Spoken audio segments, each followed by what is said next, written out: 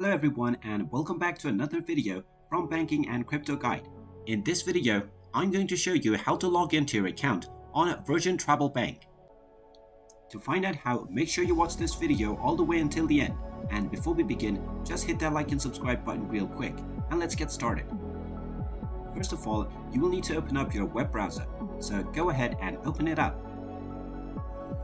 And then in the address bar, type in travelbank.virginaustralia.com and press enter. This will now directly take you into the login page of the Virgin Travel Bank Australia.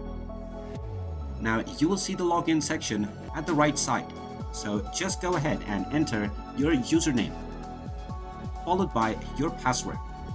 Now just click on the login button and you will be logged into your account on the Virgin Travel Bank. In case you forgot your password, you can click on the Forgot Password button and reset your password from there. And there you have it. That is how easy it is to log into your account on Virgin Travel Bank. If you find this video helpful, make sure you hit that like button and subscribe to our channel if you haven't done so already. Also ring that notification bell to never miss another update from us.